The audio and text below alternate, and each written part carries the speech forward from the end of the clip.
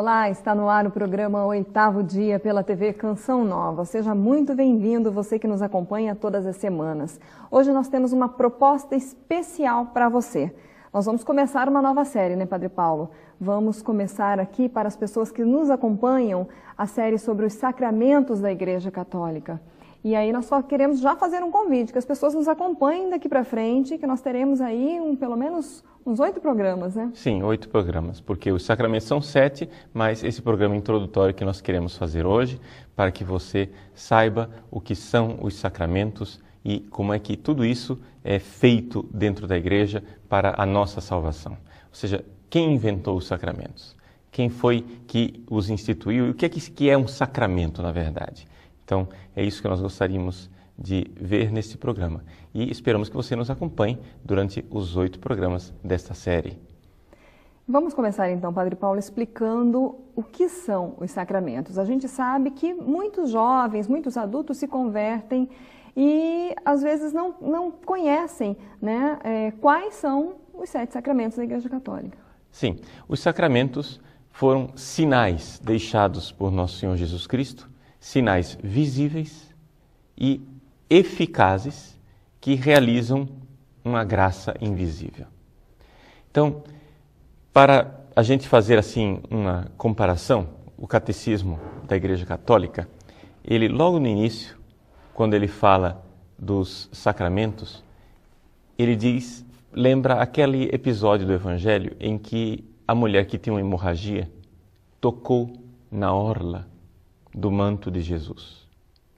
E daquele toque, Jesus sentiu que saiu uma força dele, né?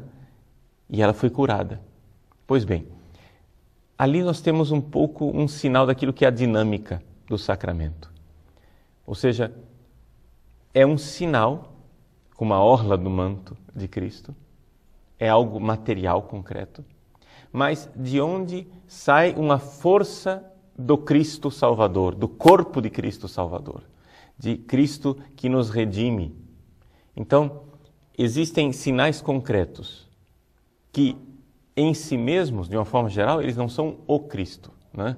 A água do batismo não é o Cristo. O óleo da crisma não é o Cristo. A imposição das mãos não é o Cristo. Esses sinais físicos, né? Existe uma exceção, nós iremos ver, que é a questão da Eucaristia, que é o sacramento por excelência.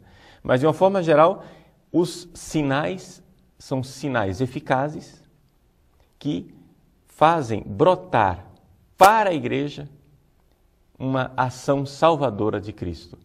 Então, nós que somos homens e mulheres que precisamos de salvação, nós entramos nesta dinâmica, nesta obra salvadora de Deus através dos sacramentos. Então, é importante que você, para entender o que é um sacramento, você já coloca essa pequena fórmula na sua cabeça.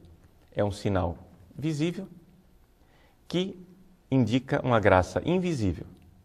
Mas esse sinal visível, que é eficaz e traz uma graça invisível, ele foi deixado pelo próprio Cristo. Então, é importante a gente entender que a Igreja não instituiu os sacramentos, a Igreja não inventou os sacramentos. Os sacramentos foram deixados, não é, por Cristo naquela época em que a Igreja estava sendo fundada, em que a Igreja estava se instituindo. Então, digamos assim, os sacramentos são de instituição divino-apostólica, não é? Porque aqui está a grande realidade que você precisa saber, que não existem acréscimos à revelação de Deus depois da morte do último apóstolo, não é? Jesus veio ao mundo, ele fez sinais, deixou o Espírito Santo em Pentecostes, ele enviou o Espírito Santo, e os apóstolos ficaram encarregados então de implantar a Igreja. Com a morte do último apóstolo, nós cremos que terminou o tempo da revelação. Portanto, não haverá uma outra manifestação, uma outra revelação de Cristo publicamente, senão a última, quando ele vier no fim dos tempos. Então, é importante a gente saber disso. Porque tem algumas pessoas que acham que os sacramentos são invenção da igreja. Então, assim como, a igreja inventou o sacramento da Eucaristia com o pão e o vinho, que nós poderíamos adaptar à cultura da nossa época e dizer, vamos fazer a Eucaristia com Coca-Cola e batata frita, né? Que são situações que nós conhecemos que já houve, né, Padre Paulo? Exato. Dentro disso que o senhor ainda está explicando, interrompendo um pouquinho, as pessoas elas têm essa dúvida com relação à instituição. O senhor disse que a igreja não instituiu os sacramentos, mas houve algum momento em que a igreja proclamou e disse, estes são os sacramentos da igreja, ou isso veio com a história? O que aconteceu é o seguinte, é que no início, não é, em que nós estávamos ainda na fase da revelação, em que os apóstolos ainda estavam vivos, não é? Os sacramentos foram ficando cada vez mais claros quais eram esses sacramentos deixados por Cristo e implantados pelos apóstolos. Quando morreu o último apóstolo, a igreja continuou fazendo aquilo que ela aprendeu dos apóstolos e continuou a viver, e não havia muita controvérsias. O que aconteceu é que, durante a Idade Média, se começou a questionar quais eram os sacramentos deixados por Cristo e quais eram outros sinais que tinham sido colocados pela igreja. E foi então, durante a Idade Média, que se estabeleceu o número de 7 sacramentos. Não é? Ou seja, são 7 os sacramentos, e são 7 porque é a forma como a igreja quis contá-los. Não é? Por exemplo, batismo e confirmação. São 2 sacramentos diferentes. Mas a igreja poderia ter contado de um outro jeito. E contar batismo e confirmação como se fossem 2 partes de um único sacramento. Não é? Nós temos, por exemplo, o sacramento da ordem, que tem o diaconato, o presbiterato e o episcopado. A igreja resolveu contar esses 3 como uma coisa só. Então, por isso, o número é 7. Então, nas controvérsias da Idade Média, a igreja estabeleceu o número de 7, contando os sacramentos assim, batismo, confirmação e Eucaristia. Estes são os 3 sacramentos básicos da iniciação cristã. Se você recebe esses 3 sacramentos, você já foi iniciado, você é cristão plenamente. Se você não recebeu ainda o batismo, a confirmação e a Eucaristia, tem alguma coisa faltando, não é? Depois, temos os sacramentos da cura. A cura da alma e a cura do corpo, não é? A cura da alma é a confissão, ou reconciliação, penitência. E a cura do corpo, a unção dos enfermos, ou extrema unção. E depois, outros 2 sacramentos que são de estado de vida, poderíamos dizer assim, que é a ordem e o matrimônio. Então, nesta ordem dos 7 sacramentos é que nós costumamos aprender o catecismo. Então, são 3 grupos de sacramentos, poderíamos dizer assim. Os sacramentos de iniciação, batismo, confirmação e Eucaristia, os sacramentos da cura, confissão e unção dos enfermos, e os sacramentos de estado de vida, que são a ordem e o matrimônio. Não é? Esses são os 7. E nós os contamos assim. Claro que Jesus não deixou essa conta feita. Né? Essa numeração de 7 surgiu a partir das controvérsias em que a igreja tinha que expressar com maior clareza o que é que tinha sido deixado por Jesus e o que é que não tinha sido deixado por Jesus. Não é? Então, por exemplo, para pegar sacramentais, como a água benta, não é? Jesus deixou a água benta ou não deixou a água benta? Foi instituição de Cristo ou não? Né? Então, nós sabemos que a água benta não é um sacramento, é um sacramental. Uma vela benta. Não é um sacramento, é um sacramental.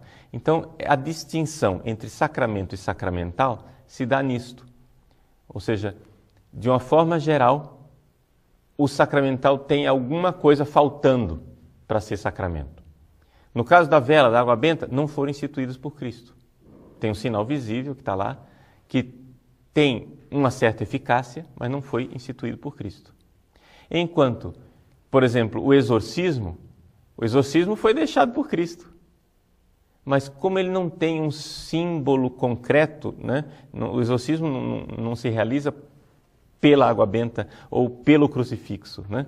O exorcismo não tem um sinal concreto. Então, por isso, não é um sacramento, é um sacramental. Então, todas as vezes que a gente fala de sacramental, né, nós estamos falando de uma realidade que é semelhante a um sacramento, mas está faltando alguma coisa. Tem algum detalhe ali que faz com que esse sacramental não tenha adquirido o status, né, de sacramento. Então, no início da igreja, não se distinguia sacramento de sacramental. Havia a distinção no mundo real, mas não nas palavras. É claro que, por exemplo, o batismo, todo mundo sabia que o batismo tinha um status superior à água benta, por exemplo, que você leva para casa e asperge. Mas não havia clareza, né? É por isso é interessante a gente ver isso, que a igreja ela vai adquirindo clareza daquilo que ela é. Ela vai abrindo o baú e vai descobrindo coisas novas e velhas que já estavam lá, que estão no depósito da fé. Então, o que houve foi uma evolução na consciência da igreja. Não é que a igreja, de repente, no meio da Idade Média, decidiu que tinha 7 sacramentos. Não, eles sempre estiveram lá. Mas durante a Idade Média, a igreja, então, esclareceu o número de 7, né? Que é algo que estava lá desde o princípio, mas não com esta clareza mental que nós temos hoje. Padre Paulo, nós vamos fazer a nossa pausa antes de passar para a próxima pergunta e nós gostaríamos de deixar aí para o próximo bloco a questão da falta de alguns sacramentos na vida das pessoas. Tem gente, por exemplo, que vai se casar e não foi batizado. Como é que é isso? Como é que deve ser essa vivência dos sacramentos do cristão? Então, não saia daí que a gente volta daqui a pouquinho.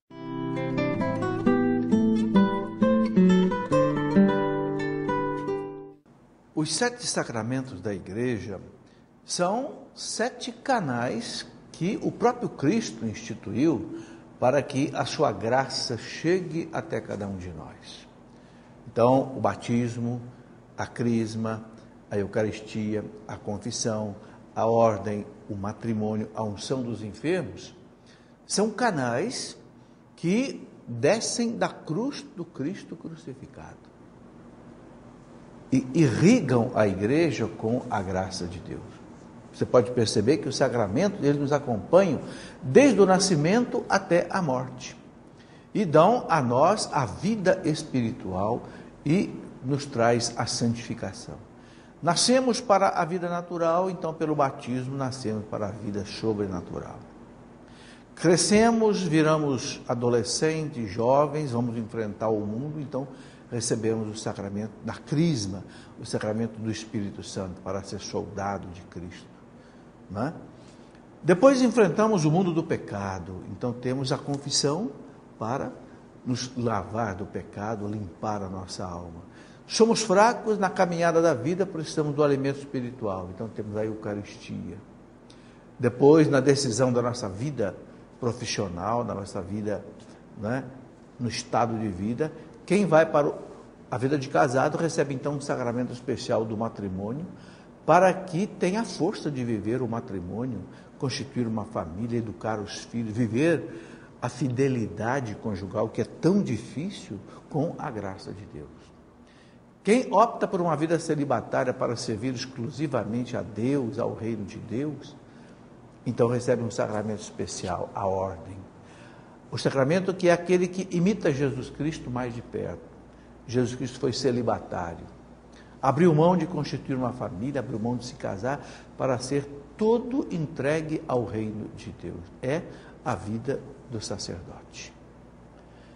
E também, quando nós estamos doentes, nós temos o socorro do sacramento da unção dos enfermos, que nos auxilia na luta contra a doença E que, se for da vontade de Deus, a pessoa ir para Deus prepara para essa transformação de vida para a eternidade.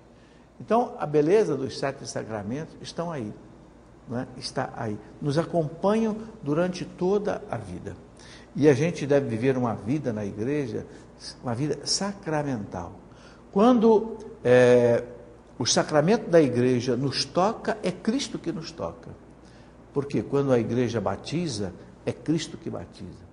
Quando a igreja te crisma, é o Cristo que te dá o Espírito Santo. Quando o sacerdote perdoa teus pecados pela confissão, é o Cristo que perdoa os teus pecados pela confissão. E assim por diante. Não é? Na Eucaristia, é o próprio Cristo presente no pão, no vinho consagrado, para remédio e sustento da nossa vida. Veja, 2 coisas. Remédio para as nossas enfermidades físicas, espirituais, morais e sustento para a nossa vida. Não é? Depois, o sacramento da ordem e do matrimônio. Não é? Quando encaminhamos para esses estados de vida, Cristo quer nos acompanhar, Cristo quer estar conosco. A sua mão forte quer estar entre a mão fraca do marido e da esposa, né? Para que eles possam cumprir essa finalidade, essa vida de casados. É a mesma coisa para o sacerdote.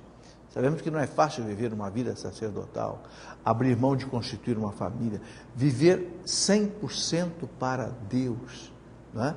Tudo isso realmente não é fácil. Mas a graça de Deus presente pelo sacramento fortalece. Não sentimos o sacramento, não é algo sensível, não é algo emocional, mas é um sinal eficaz da graça de Deus. O sacramento, ele tem uma parte natural e uma parte sobrenatural. A parte natural são os sinais, os elementos, né? Por exemplo, no caso do batismo, a água, no caso da Eucaristia, o pão e o vinho, e as palavras de consagração. Quando acontece o rito do sacramento, acontece imediatamente a graça sacramental, que nos santifica. O sacramento da crisma é o sacramento do Espírito Santo. A igreja o chama também de sacramento da confirmação, porque ele confirma o batismo. Isso não quer dizer que o batismo foi incompleto. Não, não é isso. No batismo, a criança ou o adulto já recebeu o Espírito Santo, recebeu a Santíssima Trindade, foi mergulhado na Santíssima Trindade. Mas, quando a criança cresce, ela começa a enfrentar o mundo, os problemas do mundo. Na adolescência, começa a despertar nela as paixões, às vezes os baixos instintos, não é? E ela precisa ter a força, o auxílio da graça de Deus para enfrentar o mundo, para poder dar testemunho de Cristo, que não é fácil, porque a gente sabe que Cristo é sinal de contradição. Cristo vai contra a mentalidade do mundo. Então, para ser cristão, para testemunhar o Cristo, você tem que ter coragem. E para ter coragem tem que ter força. E para ter força tem que ter o auxílio da graça de Deus. O sacramento da crisma é exatamente esse sacramento que a igreja diz transforma o jovem, né, num soldado de Cristo. Ou mesmo o adulto. Muitas pessoas, infelizmente, só são crismadas depois de adulto. Mas o ideal é que a pessoa seja crismada já na juventude. 14, 15 anos, faça o curso de preparação para a crisma e receba o sacramento da crisma. O sacramento do Espírito Santo. Ela é revestida com o Espírito Santo. É o sacramento da efusão, do derramamento do Espírito Santo. Evidentemente, o jovem precisa ser preparado. Primeiro de tudo, ele precisa deixar o pecado. Então, a igreja recomenda que ele faça uma boa confissão, porque já fez a primeira Eucaristia, ele já pode, né, fazer a sua confissão, receber a Eucaristia na própria missa da crisma e preparar o coração.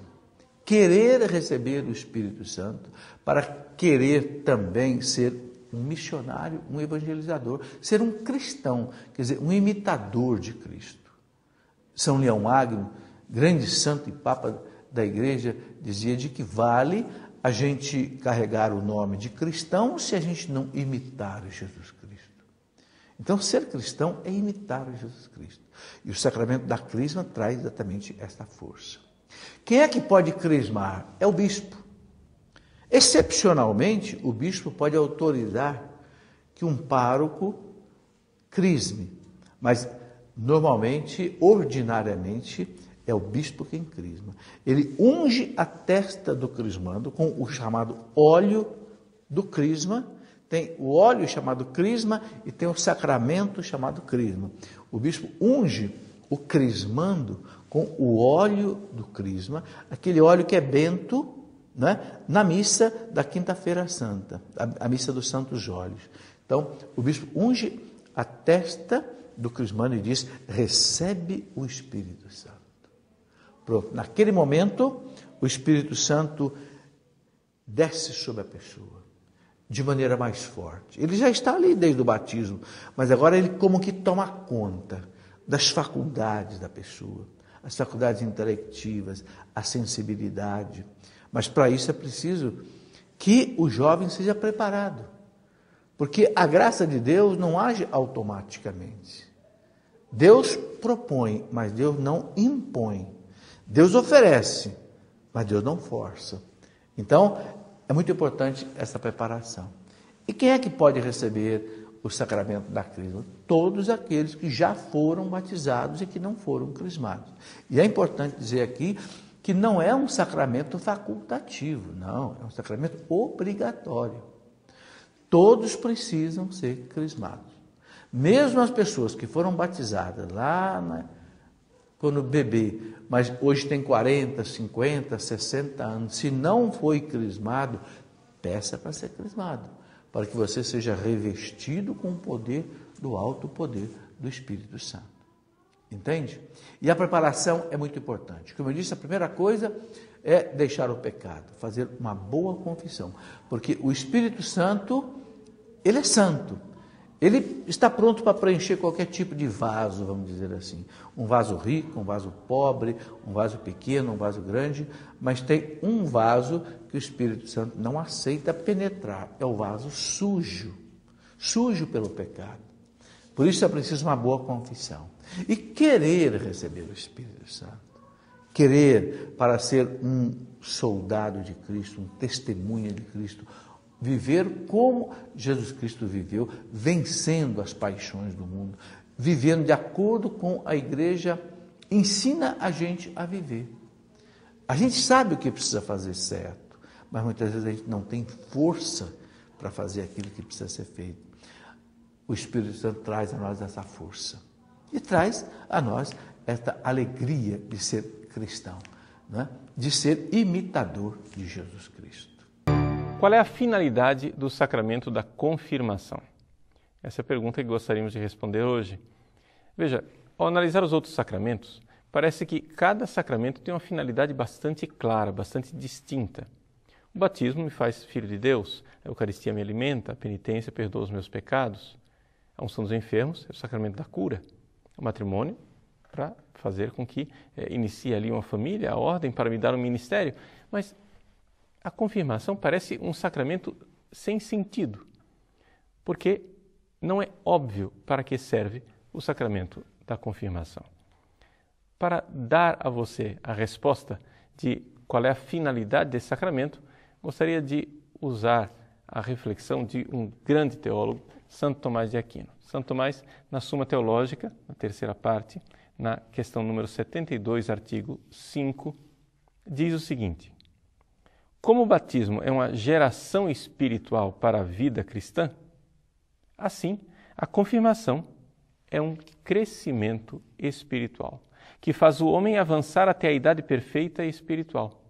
Então, veja, aqui nós já temos algo. No batismo você nasce, na crisma você cresce. Então, trata-se de um crescimento. É por isso que na lista dos 7 sacramentos a crisma está em segundo lugar. Não é um segundo lugar de importância, mas é um segundo lugar segundo a natureza de cada sacramento. Ou seja, o segundo lugar porque quem nasceu tem que crescer. E então nós vemos aqui mais especificamente que Santo Tomás coloca funções que não é simplesmente cresceu e pronto. Não, existe uma diferença. Em que consiste essa diferença entre a pessoa que é só batizada e a pessoa que recebeu a graça do sacramento da confirmação? Ele diz assim: o sacramento da confirmação dá ao homem um poder espiritual para determinadas ações sagradas, além daquelas para as quais o batismo o qualifica. Então você é batizado, você tem um poder. Você recebeu a crisma, você tem mais poder. Então, vamos esclarecer mais. Pois no batismo, o homem recebe o poder de realizar o que concerne a salvação pessoal, enquanto vive para si mesmo. Mas na confirmação, recebe o poder de realizar o que concerne ao combate espiritual contra os inimigos da fé.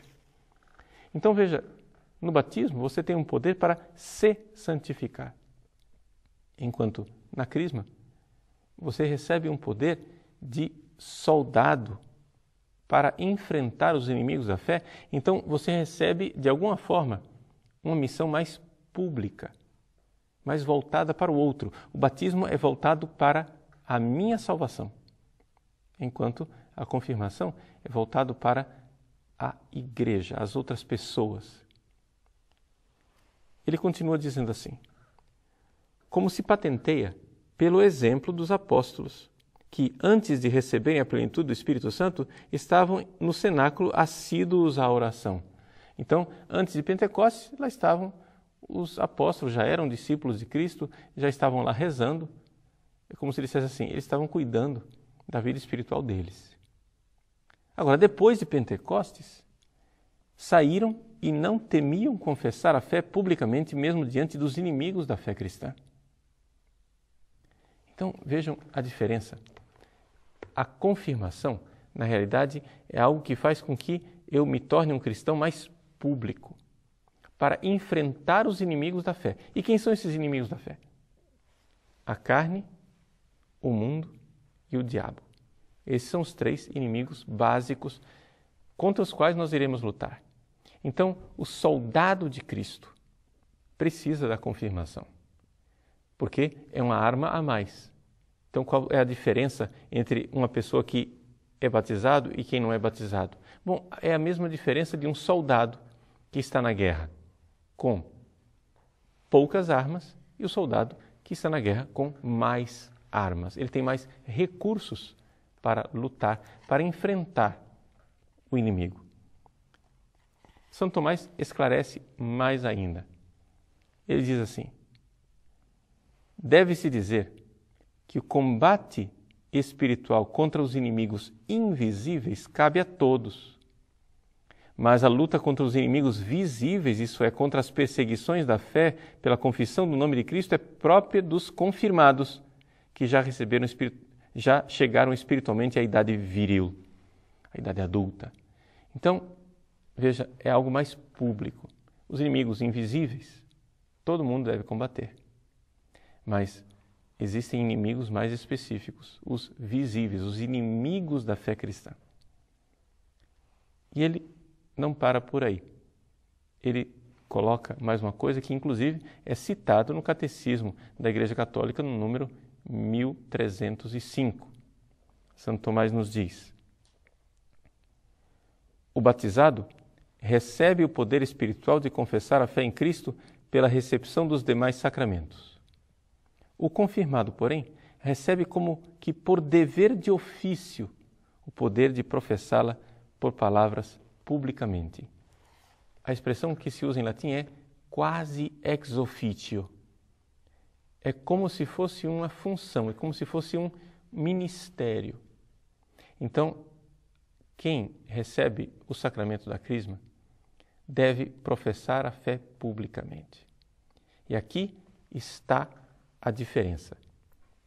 A confirmação, portanto, para a pessoa batizada, para o fiel cristão, é um verdadeiro Pentecostes. Ou seja, da profissão de fé íntima dentro do cenáculo, introduz você na vida pública. É como o pai que envia o filho para o mundo, dizendo: vai, eu estou contigo. Não estás sozinho enfrentando os inimigos. O Espírito Santo, portanto, é esta força que vem do alto para dar a você, como um dom do Pai do céu, a força de ser um soldado como Cristo foi um soldado. Vamos então a responder às nossas perguntas, das dúvidas dos nossos internautas. E dessa vez, a pergunta que nós escolhemos é da Irani. A Irani é catequista e a pergunta que ela faz é o seguinte: eu quero saber, eu tenho a situação de um pai. Esse pai e essa mãe não querem batizar o seu filho pequeno. E o argumento que usam é que Jesus foi batizado quando era adulto. Ela quer saber, existe resposta na Bíblia para isso? Eu não consegui encontrar. Você pode me ajudar, Padre Paulo? Então, essa é a pergunta da Irani. Bom, Irani, a primeira coisa que eu gostaria de ensinar para vocês. Muito cuidado quando você aceita uma pergunta. Porque quando você aceita uma pergunta, o seu adversário já está arrastando você para o campo dele. Está entendendo? Ou seja, esta pergunta ela é uma pergunta protestante. Quando a pessoa pergunta onde está na Bíblia que eu devo batizar o meu filho quando ele é pequeno, de repente, se você aceita essa pergunta, você sem querer já foi para o terreno do adversário. Agora você está lá, no campo de batalha, sozinho, cercado de guerreiros inimigos e você vai apanhar. Por quê? Porque a pergunta já está errada. A pergunta diz, onde é que está na Bíblia? Porque o pressuposto da pergunta é o seguinte, tudo tem que estar na Bíblia. Mas quem foi que disse que tudo tem que estar na Bíblia? Nós católicos não cremos nisso. Nós católicos cremos, veja só, que a Bíblia é muito importante. A Bíblia é a palavra de Deus, ela precisa ser estudada e eu tenho um apreço enorme pela palavra de Deus e pela Bíblia. Quem acha que eu não amo a Sagrada Escritura é porque simplesmente não me conhece, né? Ou seja, o fulano chega e diz, o Padre Paulo acha que a Bíblia não tem valor, que os padres não devem estudar a Bíblia. Mas pera lá, meu irmão, para com esse negócio. Me diga como é que eu acho que padre não deve estudar a Bíblia e, ao mesmo tempo, eu sou professor no Instituto de Teologia aqui de Cuiabá, eu sou professor de grego e de hebraico bíblicos. Como é possível isso? Só se eu fosse esquizofrênico, maluco. Né? Eu não posso ser professor de grego e hebraico, de Bíblia, de línguas antigas e dizer que o padre não precisa estudar a Bíblia. Agora, uma coisa é dizer que a Bíblia é valiosa, como a exortação apostólica do Papa Bento XVI, a Verbum Domini, que é um dom precioso para a Igreja de Deus. Muito bem, uma coisa é dizer que a Bíblia é importantíssima. Outra coisa é nós acharmos que a Bíblia é uma caixinha de resposta que tem que ter resposta para tudo, porque não é assim. Então, em primeiro lugar, a Igreja já batizava as crianças antes que o cânon do Novo Testamento estivesse estabelecido. Deixa eu explicar essa frase. Você sabe que existem 27 livros no Novo Testamento. Esses 27 livros são idênticos com os dos protestantes. Começa com Mateus, termina com Apocalipse. Estamos de acordo. Não tem briga nenhuma sobre os 27 livros do Novo Testamento. Esses 27 livros do Novo Testamento, que estão lá, eles não foram escritos juntos, encadernados, editados, publicados e vendidos ao mesmo tempo. Não. A Igreja, durante 2 séculos, a Igreja viveu num momento de decisão para, inspirada por Deus, sim, porque Deus inspirou os 27 livros do Novo Testamento. Deus inspirava enquanto aqueles apóstolos falavam, mas de nada adiantaria Deus inspirar os apóstolos que falam através dos livros, se Deus não inspirasse a igreja que ouve aqueles livros.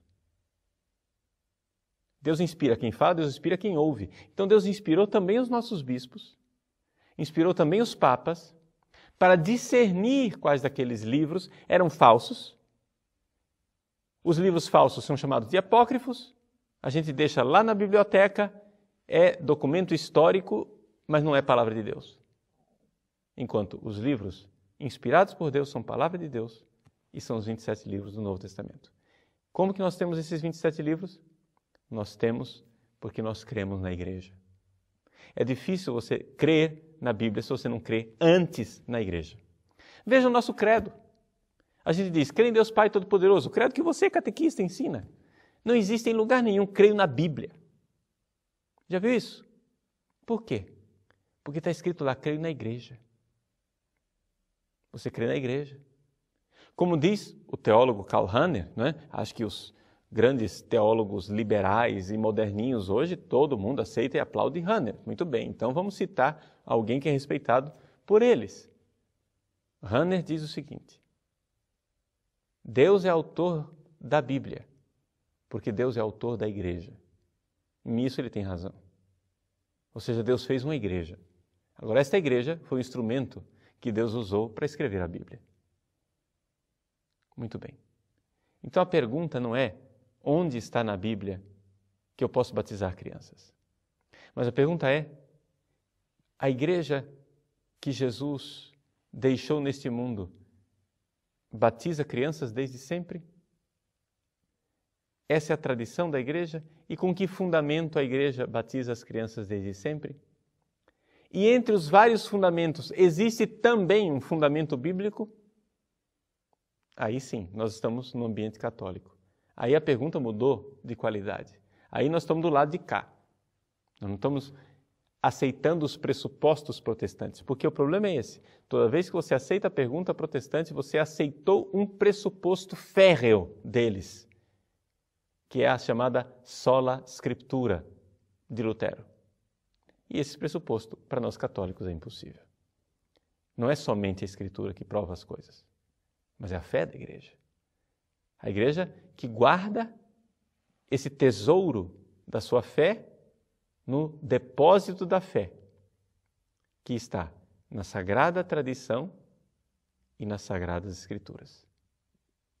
Eis aí aquilo que é a nossa fé. Agora, respondendo bem especificamente a sua pergunta, nós podemos dizer o seguinte: já no Novo Testamento existem alguns indícios e alguns sinais de que talvez algumas crianças pudessem ter sido batizadas. Quando, por exemplo, São Paulo, nos Atos dos Apóstolos, é libertado, ele foi aprisionado em Filipos, um terremoto durante a noite o liberta, ele e Silas saem da prisão e então o carcereiro achou que os prisioneiros tinham fugido, ele vai lá e quer cometer suicídio. São Paulo diz, pare. Ele pergunta, o que eu devo fazer? São Paulo prega o evangelho, ele crê, é batizado ele e toda a sua família. Pode-se pressupor que toda a sua família tivesse também crianças. Mas isso é só uma pressuposição. Mas veja que a conversão do carcereiro e toda a sua família indica um princípio muito importante e interessante da sociedade antiga. Quando o pater familias, o pai da família, se convertia, geralmente a família inteira se convertia. E aqui, então, nós vemos atestado na Bíblia uma prática da igreja. Ou seja, havia dois tipos de conversões naquela época. As conversões de pessoas individuais e as conversões de famílias inteiras. Ora, uma vez que uma família inteira se converteu, aí nós temos então o pressuposto para aquilo que nós temos hoje, que é famílias católicas terminam com filhos católicos, batizando seus filhos desde cedo. E por que não havia tantos batismos de criança no início do cristianismo? Por uma razão muito simples. Não havia famílias católicas. Não é? Para você ter batismo de criança, você tem que ter família católica.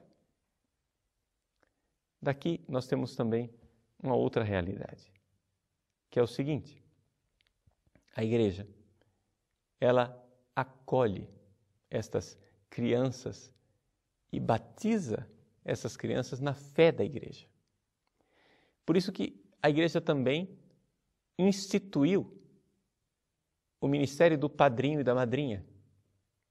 Porque teoricamente, sei que isso depois na prática, infelizmente, não acontece, mas teoricamente, se o pai e a mãe da criança não quisessem educar a criança na fé católica, a igreja se dispõe a indicar um padrinho ou uma madrinha que sejam responsáveis pela educação católica daquela criança.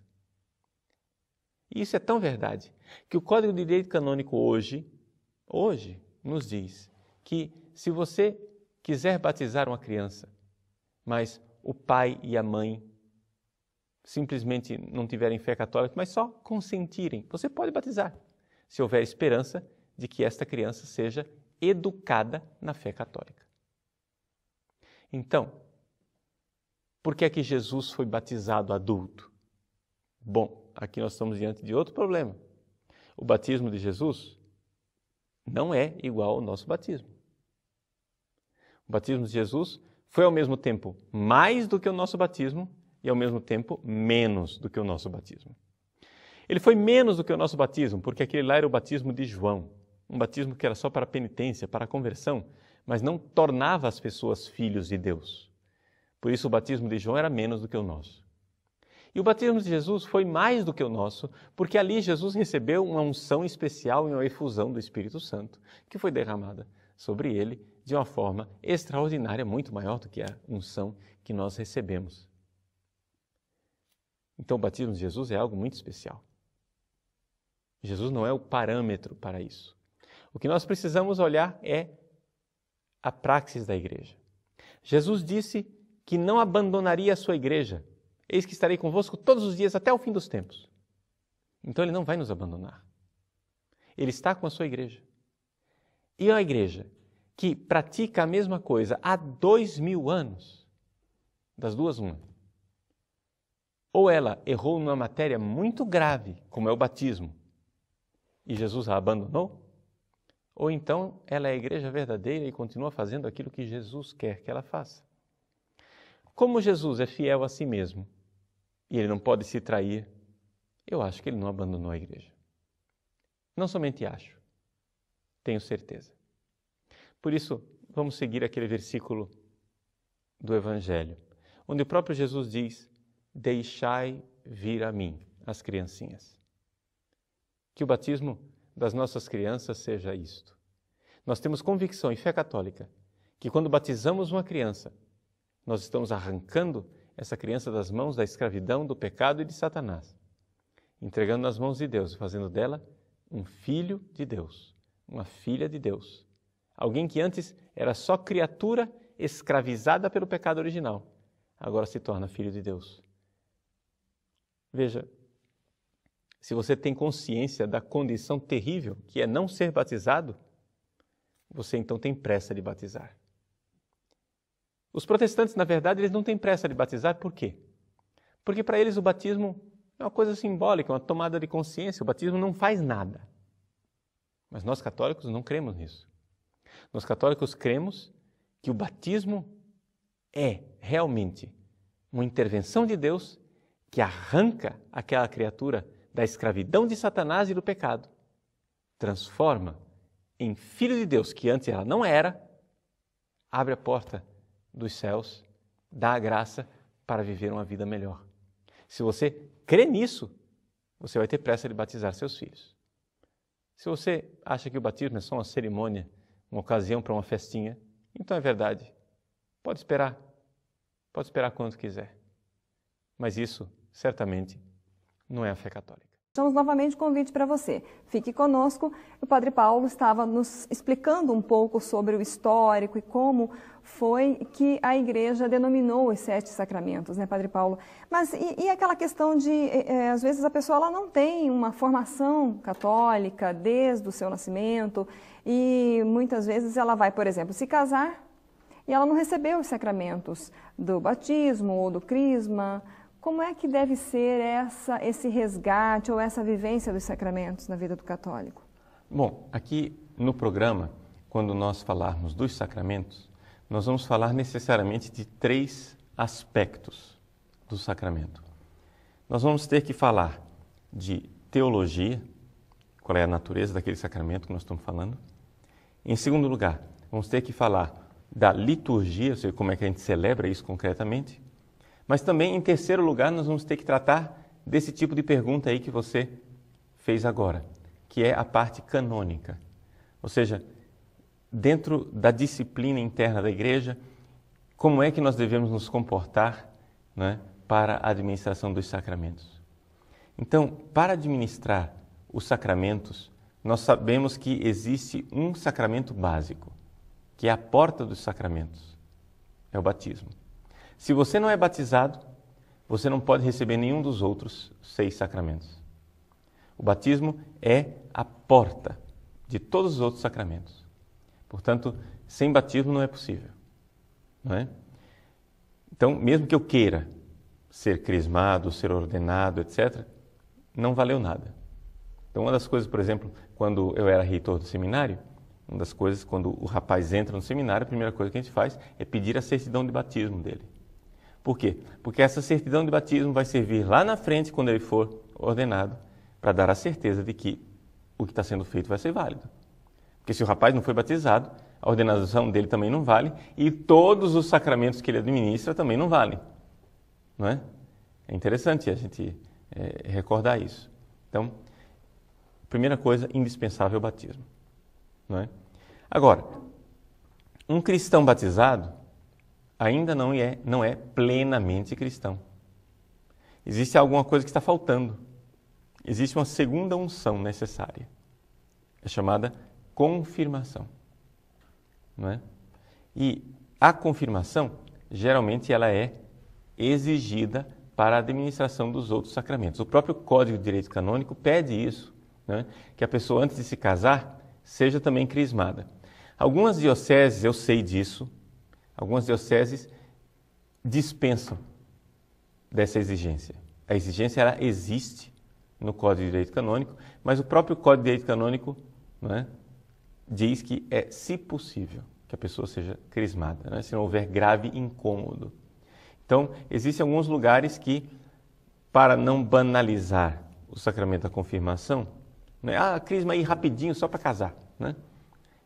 Algumas dioceses dispensam do sacramento da crisma, então a pessoa pode se casar sem receber a crisma. O casamento vale perfeitamente, né? Mas o ideal, se nós estamos falando do nível ideal, o ideal seria que a pessoa tivesse uma preparação e chegasse ao sacramento da crisma.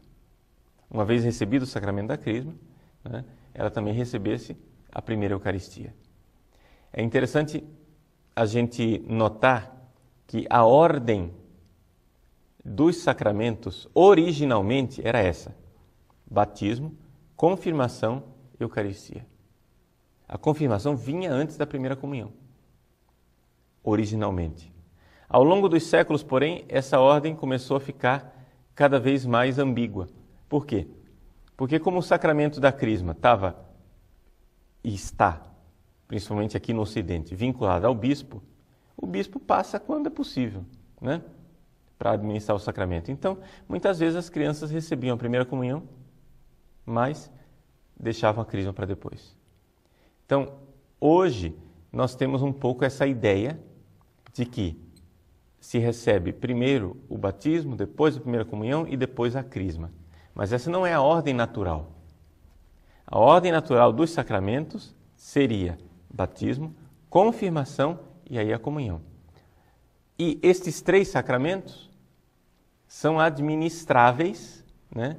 O lugar deles é a vigília pascal.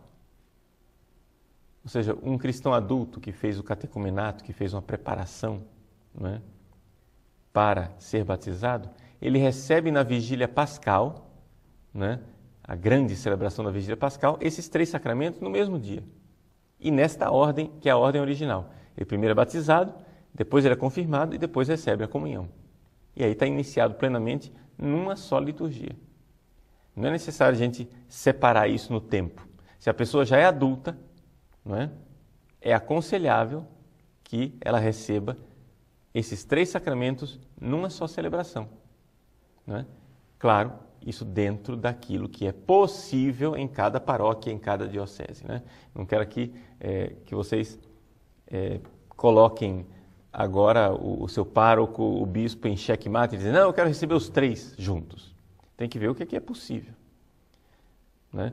Se às vezes não é possível fazer uma celebração só para você, você vai ter que fazer junto com os outros. Então, se vai fazer junto com os outros, né, às vezes você recebe o batismo num dia e a crisma junto com os outros num outro dia, né? Mas o ideal seria esse, que na vigília pascal a pessoa recebesse os sacramentos de iniciação cristã.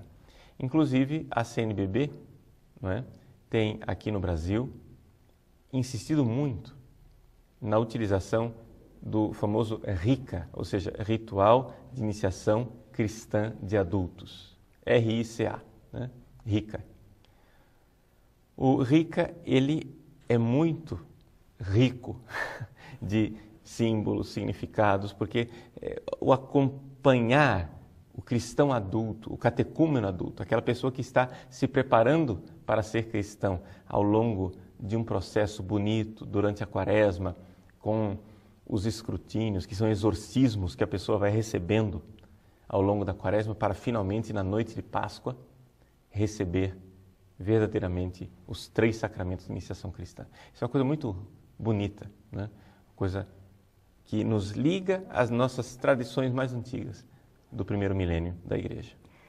O senhor falou inicialmente dos sacramentos como sinais. Como as pessoas devem viver esses sacramentos, principalmente os que estão disponíveis, né? A gente vai ainda aprofundar em cada um, né? Eu estou tentando até não buscar muito aprofundamento em cada sacramento, mas a gente tem à disposição a Eucaristia, a confissão. Como é que ela deve buscar essa vivência para viver realmente a busca pela santidade? Bom, veja, aqui é importante a gente saber isto, que o sacramento, ele é uma ação de Cristo. Ele tem, portanto, validade, independente de você cooperar ou não. Então, por exemplo, você está lá distraído, não está nem pensando no que você está fazendo, recebe a comunhão, né? Você recebeu a comunhão validamente, foi válido. Você está distraído, foi crismado, não está nem aí, mas recebeu o batismo, nem liga para isso. Então, o sacramento, ele vale. Ele tem validade independente da minha cooperação. Mas a eficácia, ou seja, o efeito produzido de vida, depende da minha cooperação. Não é? A validade não depende de mim, mas a eficácia depende de mim. Ou seja, que realmente aquela graça aconteça na minha vida. É como se fosse, para fazer uma comparação, como se fosse um presente que você recebe. Você recebe aquele presente num pacote, embrulhado, com um lacinho bonito, né? Você recebe o presente e põe dentro do seu guarda-roupa, pronto. E deixa o presente lá. Quer dizer, você recebeu o presente, mas você nem abriu, não está usando. Como tem, por exemplo, pessoas que são casadas, não é? Elas receberam a graça sacramental para o casamento. Mas, já que não tem conversão pessoal, né? Não estão procurando se abrir para a graça de Deus, então aquela graça do sacramento do matrimônio, ela não opera a transformação de santificação que ela poderia operar se a pessoa estivesse aberta. Não é? Então é importante a gente notar isso, que você saiba que você pode dar uma contribuição para esse sacramento. Então, pode ser qualquer padre, um padre mais digno ou um padre menos digno, o sacramento vale. Pode ser qualquer fiel, um fiel mais santo ou menos santo, o sacramento vale. Mas, para que ele tenha eficácia verdadeira, é necessário que haja uma abertura de coração e que as pessoas queiram receber o dom que está lá. Por isso, o sacramento tem frutos quando a pessoa realmente está num processo de conversão e de santidade, né? Então, por exemplo, você foi batizado quando você era criança, né? Recebeu o batismo e foi um negócio assim quase que automático, né? Você não se lembra de nada, você era bebezinho, a família tinha essa tradição, batizou. Aí, lá com 20 anos de idade, você participa de um grupo de oração, ou então lê um livro, ouve uma pregação, e aquilo faz com que você descubra a graça do batismo, e você se abre para aquela graça.